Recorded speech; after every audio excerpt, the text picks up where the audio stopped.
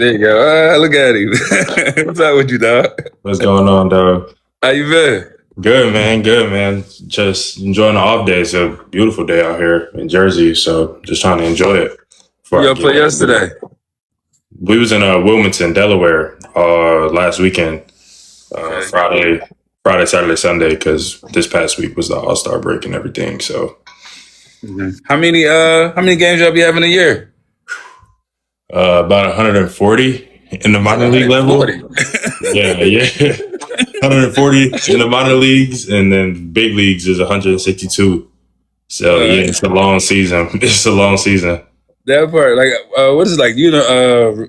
I read it says you like a reliever role right now, right? Yeah, I'm a relief pitcher. So basically, I just come in after the starter, late game situation, whenever we need outs, and Try to just close it up. get a job done. Yeah, just try to come in, get a job done, get out the way, pass it to the next guy. I like that. I definitely like that. So, go ahead, open up, tell everybody about yourself for a second, man. Get like a little quick bio of you. A quick bio. My name's Camron Hill. Born and raised in Atlanta, Georgia. Went to Georgia Tech for college. Played college baseball there. Pledged Delta Kappa Omega Psi Phi in fall 22 at Georgia Tech, and then got drafted in the 8th round by the Philadelphia Phillies in the 8th round in 2024. Mm-hmm. And ever since then, I've been, kind of like on the road to the show, if you want to call it that, like on the minor league grind, just trying to make it. So I hear that one. You go get your call up. You definitely go get your call up. How it's been? So, all right, let me see. Take us back to the beginning. What did young Camron dream about and when did you realize that the dream could become true? I mean, young me, it's always been baseball. For me, it's always been baseball. Like from a young kid growing up in Atlanta, like having the Braves, like having that kind of close connection to baseball. I always liked it, and then playing it at such a young age drew me to it. It was the first sport I ever like picked up and took serious. And as a kid, I played every sport, like soccer, baseball, football, basketball. I played it all, but baseball was just the one that just caught my love, I guess. And then they say if you play baseball, you play every sport. Yeah, and I truly believe that, because I think like the baseball players that I see on a day to day, I'm like, we could compete. We could compete on the basketball court. I can gather 4 more of these guys, and we can compete on the basketball court. Yeah, definitely. Yeah, and then around the age like 15 to 16 is when I realized, like, okay, the dream, like this could possibly be a reality, because I was getting interest in colleges and pro teams and everything alike. And when high school finished up, got to college, got to refine my game even more. And once I got to that second, third year of college, that's when I realized, I was like, okay, it's not a matter of if. It's not a matter of if, it's a matter of when, you know what I mean? Yeah. So it's just a testament to, just kind of just hard work and perseverance through it all. It's crazy that you said you played for the Phillies, right? So when I was young, maybe like we was like 10 years old, me and my man and us. So it was a gas station. We used to pump gas till we got $15 back in the day. This was like 93, something like that. We used to pump gas till we got $15, enough for the Subway, a hot dog, and a soda to go down to the Phillies game. Right. We used to get down there early and go. We get there real early, go all the way down while they doing batting practice, and get down there, catch the balls, and sign the balls, and then after that, we'll wait till after the game and then try to sneak down to the locker room and all that stuff. So when this interview came about, I'm like, oh shoot, it took me all the way back to that time. Yeah, I'm glad to do that. Baseball was always like my first sport. I loved it, but I thought I would grow, so I played football. I wish I would have. Yeah. It was always a good sport, though. I don't know. So people celebrate your draft day, right? But they don't see the sacrifice that you made. What was the hardest part of your journey that prepared you for that moment? The hardest part of the journey, honestly, you said, like you said in the question, the sacrifices, just giving up like the little things, like, because I play a summer sport, giving up like hanging out with your friends in the summertime and birthday parties and gatherings and things like that, like that connection with your friends every day to really dedicate yourself to your craft. That's really the biggest thing that you really got to commit yourself to do what I do, or even beyond what I do, and even go further. So you just getting started. You didn't even get to it. You ain't even get to it. Exactly. You just getting started. I still got more sacrifices to make, I guess, because I'm still here. Yeah, you sacrifice not being it everywhere, so you can make sure do what you do now. Mm-hmm. But I definitely see you. I can definitely see you. Them calling what's that? You know how knife ending, but you know how the coaches do the arm. Yeah. I could definitely. And it all boils down to just that one moment in time right there, because everything is on you at that point. Yes, that's it is. You got a song when you come out. You gonna have a song when you come out, like the Wild Boy. It really depends. I don't really like have one song I'll ride with. It kind of depends on like how I'm feeling or what's hot that season or whatever. I like to switch it up. So if you have to pitch today, what song would you listen to that'll get you to that moment? I like bumping Future. Probably that new Future Kick by that new Future on the new Future album. It's called Kick. Okay. Yeah. All right. Yeah, I ain't been Future. I ain't really listened to them, but all right. Coming up in Atlanta, that's really all we listened to growing up. I just drove up there a couple times. Every time I drove, that's all you hear. I'd be like, God, geez, ain't it like somebody else? Yeah. That's all you hear. Down there ain't nobody else. Pretty much, ain't nobody else. I like that one. But let's say you wear two uniforms, one for baseball and one for Omega. How has the brother helped you shape the man and the athlete you are today? That's a good question. Having that sense of perseverance already instilled in you already from Omega, and having that bleed into professional sport, because like I said, 160, 140 games, that's a long time, and it's every day. It's constant.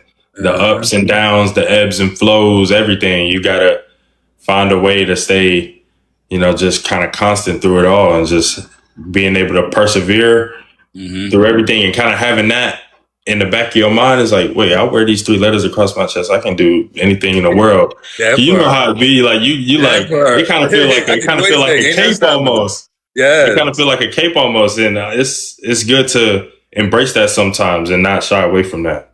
Don't never shy away from it. That's the thing. Like, when I started this, I kind of, before I ain't even see that cape. But after I started, I said, oh yeah, it's on. Like we walk through this crowd like Superman from now on. Yeah, exactly. And that's exactly how it be. So, like, how did you become the brothers? You had somebody in your family? Did you see it, or what you did? You had somebody in your family? Explain to me about that. Like, who showed you? My dad. My dad is the bros. He crossed Spring '91, Theta Lambda, Western Carolina, and kind of having him around in my life, and how his brotherhood and how his friendship with his line brothers and his chapter brothers throughout my childhood, and how they was always there for each other. Because I remember vividly, like my dad's line brothers was at his mom's funeral. I'm like, okay, it really goes that deep. Yeah. I was like, oh, okay. And by the time I got to college, I wasn't, I was interested, but I was like, if it comes my way, it comes my way. But I'm really on the baseball tip, so I'm not really worried about it. And then my freshman year, I got to play with Chandler Simpson. Excuse the noise; they doing construction. You good? I got to play with Chandler Simpson, my good friend in pro fight now, because that first fall he was actually, going through what unbeknownst to me, and when it was time for him to pop out, he asked me to come to the probate, and then he come back like a couple days later. He was like, "Okay, what you want to do?" That part. I was like, and then the rest is history. You know what I mean? Yeah. So how many line brothers you got? I mean, y'all 6. Yeah, 7. I'm the 7th tail. I'm gonna tell a lot of us. I'm gonna tell I'm a 5. We go the other way around though. Oh, okay. I don't know if I could have made it if I had to be an ace. Like that little small person in the beginning, they had too much responsibility. I'm like, I can't do that. I'm glad my ace in the back. I don't think I could. And it's a lot of us for Georgia Tech. Like 7 is the max we've ever had. Besides our charter line, we're 8. So having 7 of us is huge. And also having multiple line brothers for me that was athletes, because my 5 and 6 were on the track team. My 5 was a sprinter. My 6 did triple jump. Okay. And having them to connect with and kind of go through the process with and kind of like be there for each other. And it also was just like was a great thing to have. And I still talk to them to this day.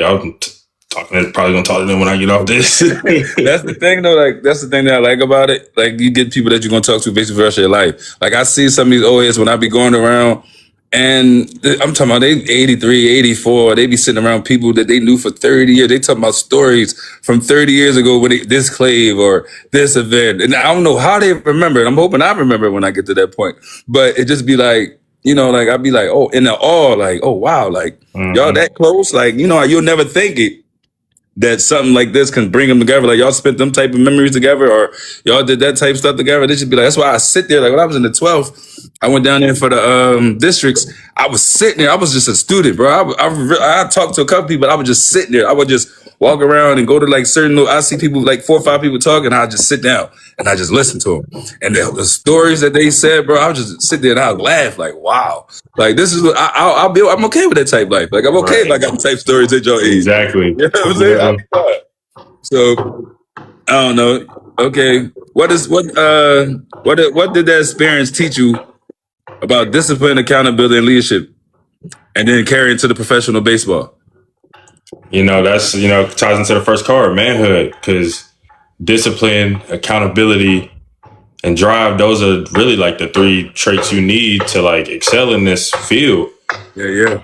And kind of having that base, you know, in my past and just being able to relate it to real life scenarios right now is like, you know, I don't want to lift these weights right now. You know, I kind of want to chill right now. My body hurt, or, you know, I pitched threw a lot of pitches last night. I'm tired, XYZ. You can make all the excuses. You can make all the excuses in the world. Yeah. But you know, deep down, this is something that you committed yourself to. You know, if you don't do it, then you get that call. Yeah. Yeah, you got to see it through at the end. Like, you can't look yourself at the end of the night, like in the mirror at the end of the night and say, you know, I ain't giving my all. And then you're disappointing yourself. So, what's your favorite pitch to throw? The fastball. Yeah. That was the one you threw in the video I had because it seemed like that's what it was. You just jumped. I'm like, oh, that had to be a fastball. That thing was in the middle. How many pitches you got in your arsenal? 3. I got a fastball, a slider, and I got a splitter I like to throw from time to time. How do you do the splitter? Like, I've been trying to look at how do you throw a splitter? Like, what's the difference?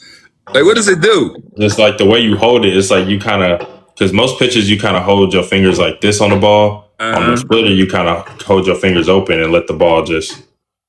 It just drops down, go straight and just drop down. All right. What's the most famous person you ever? What's like the biggest person you pitched against so far?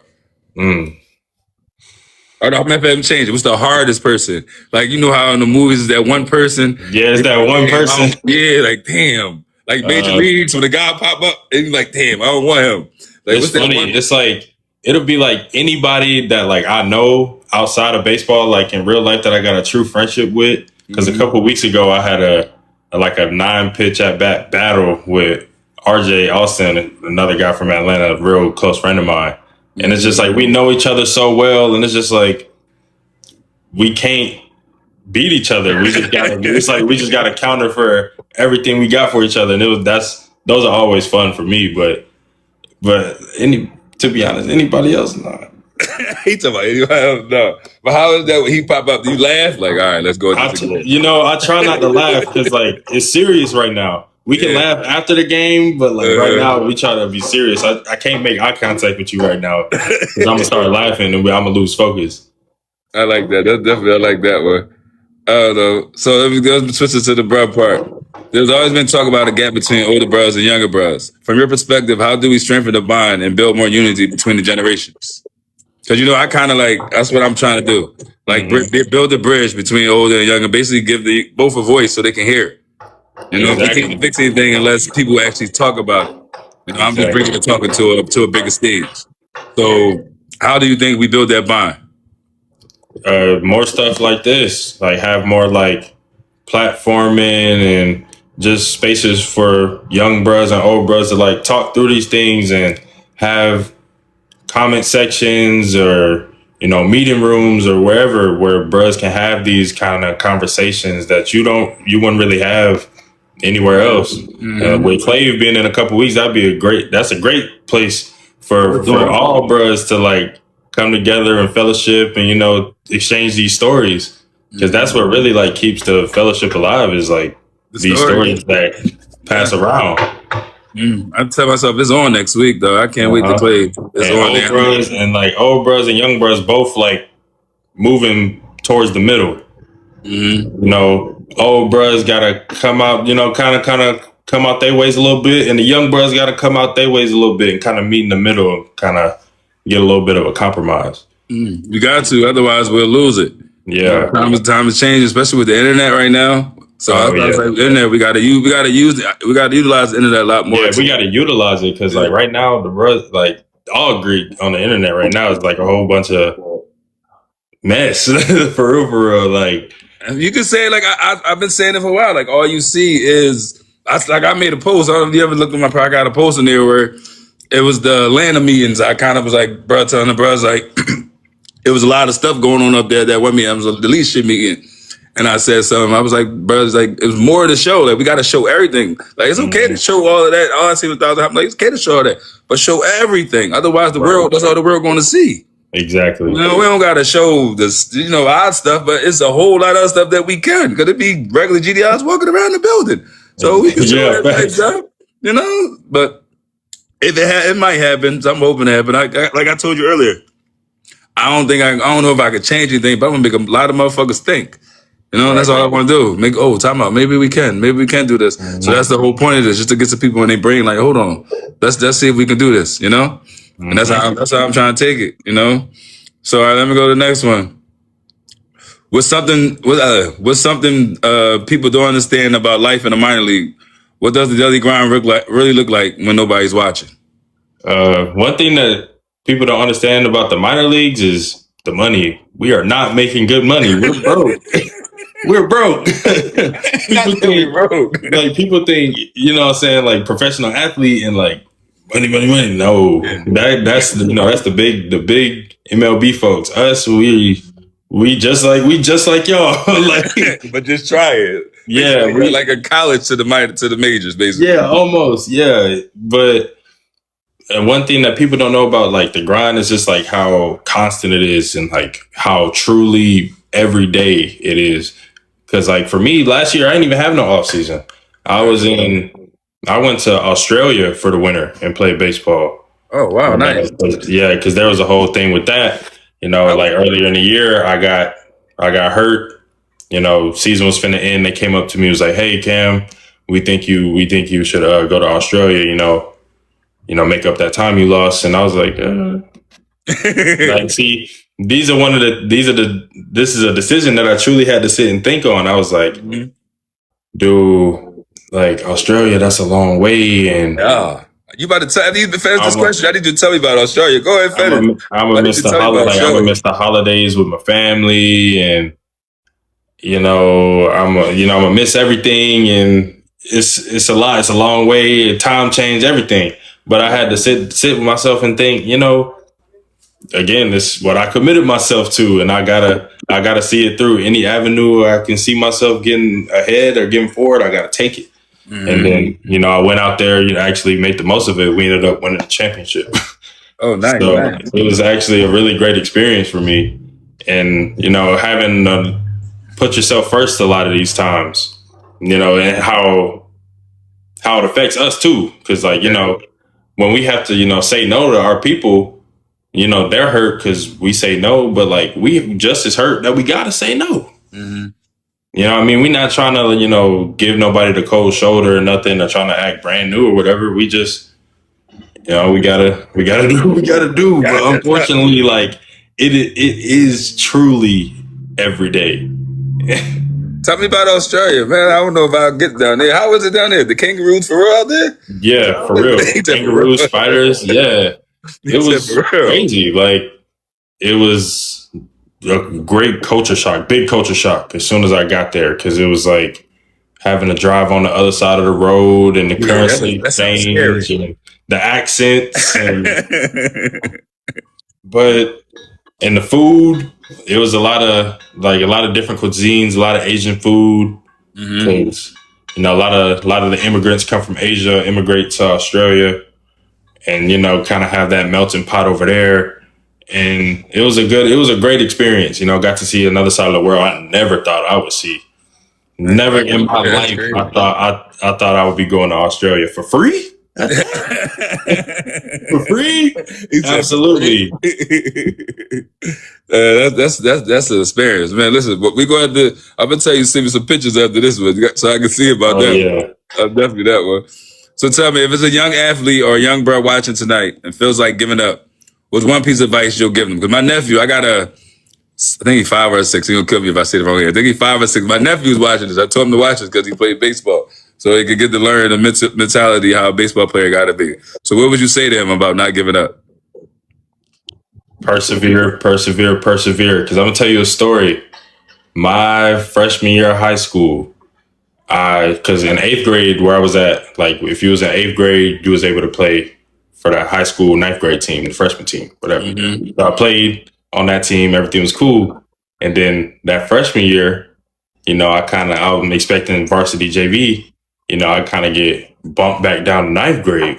Mm-hmm. And then, you know, my parents, you know, me just being 14 years old at the time, I didn't really think too much of it. I'm thinking, you know, I wasn't good enough. I wasn't this, I wasn't that. And then my parents thinking bigger for me, pull me out the program, you know, put me in a different situation. Mm-hmm. And next thing I know, it's just I flourished. You know, found my own path, found my own lane, and just flourished in that. And not, you know, it goes into not giving up, just not conforming to like the main lane. Yeah, you know, everybody could go this way, and you could carve your own path this way. And if you make this path work, everybody gonna come back anyway. People gonna come to this path. Gonna come back anyway. Yeah.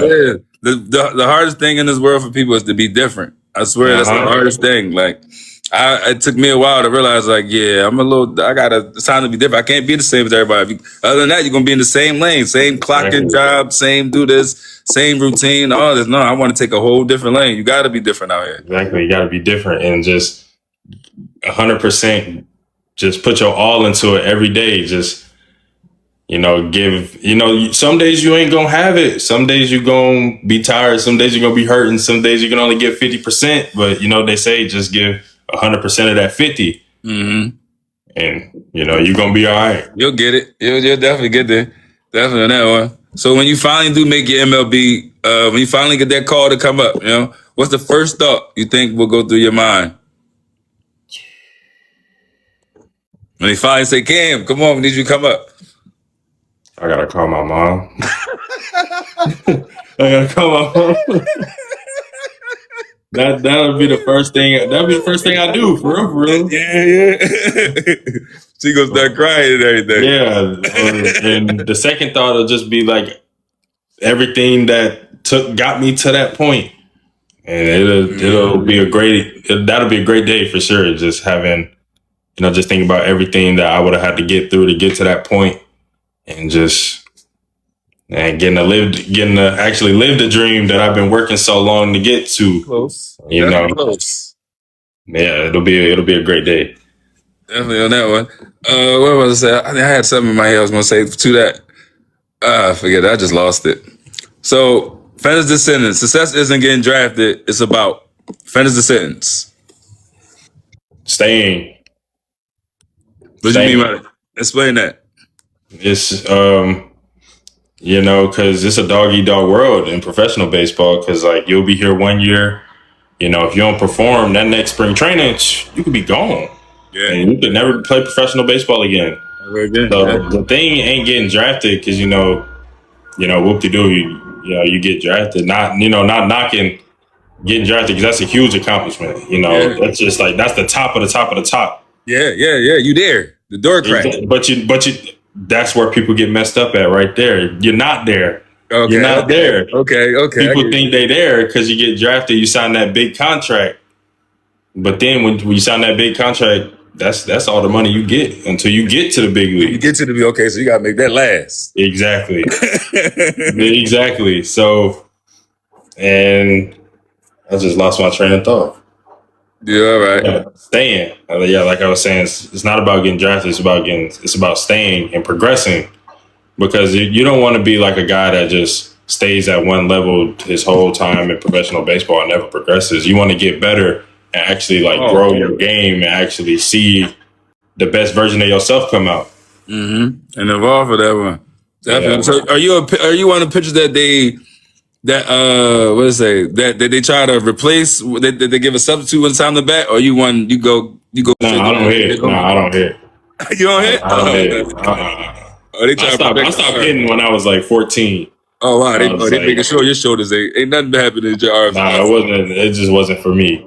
It got too hard. Like, I don't know how hitters do it. It's beyond me. But I heard that one.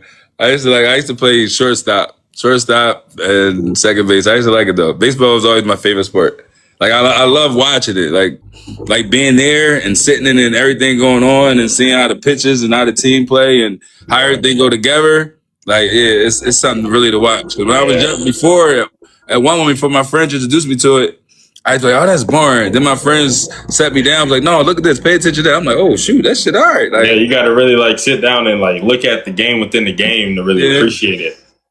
Because most black kids now, well, not most, but some will be like they don't. It ain't too many that you see play baseball. You get like 1 out of every 10. Yeah, because it's a lot to do with money too.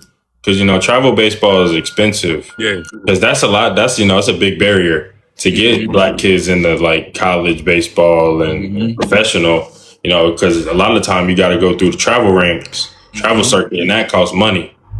A lot of black kids, may not come from like the best situation, inner city, low income, can't afford to go to these tournaments, pay for the team, and can't do that. And then on top of that, you got to pay for gear, lessons. It's a lot, and that's why we usually gravitate to football and basketball, because we got the city program, we got the city programs that got free football, basketball, sign up.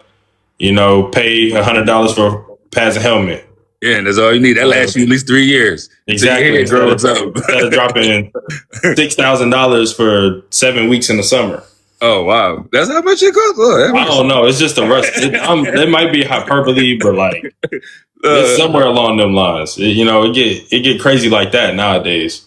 Okay, all right. Yeah, that's a little something. I gotta tell my nephew we gotta start saving the pennies now. Yeah, I gotta do. All right, before we wrap this up, right? I want you to lead the people with this. In your opinion, what does being a good bro really mean to you? Not just on Omega, but as a man in every single day. So basically, what does a good person mean to you?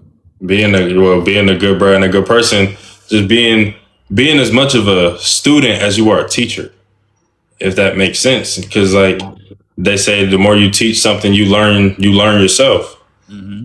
And if you can seek out new information and also be able to shell out that information to new people, and give new people new alleyways of thinking and touch other people that you never thought you could, and build those bridges, your reach will be kind of impenetrable. That part on that one. When y'all come? When is the season over? September. We'll be done like mid-September. Then I come back down to Atlanta, and then spring training will be like February. I'm coming to that, bro. Like when you come down for spring training, just call me. Right. I'm coming down there. All right, cool. Yeah, I'm gonna call you. I'm half hour from Clearwater.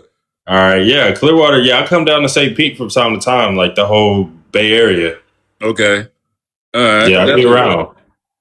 Say who you play for. A couple people ask who you play for. I play for Philadelphia Phillies. Draft pick, 8th round draft pick, 2024. I'm now in the high affiliate for them, the Jersey Shore Blue Claws. So I'm here in Jersey Shore, New Jersey, trying to make it. If I could get up there before September, I'll definitely try to make a game for y'all season over. Come over there, because I'm from Philly.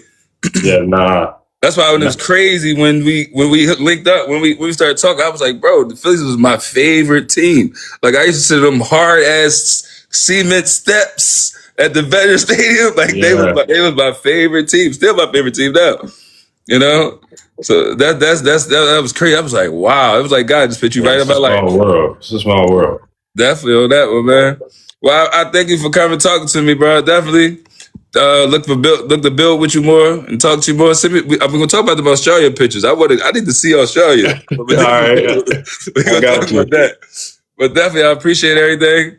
You know, we gonna cover it again. We're gonna talk. We'll build more, man. And I wish you all the best luck in your season and everything. And hope you get that call. If you get that call me too, because we gonna do a whole nother interview. Shoot, I got the call. Are we on again? Cool. You know what I'm saying? Yeah, sounds good to me, man. Thank you for having me, man. Definitely, man. It's on. Brother Love, like I built this thing basically to show brother, you know, to look for the right brother, to show everything. Like I believe, like I got a little brother and a bunch of little cousins. So I believe if we all stick together some way and put it all together, it's nothing that can stop us.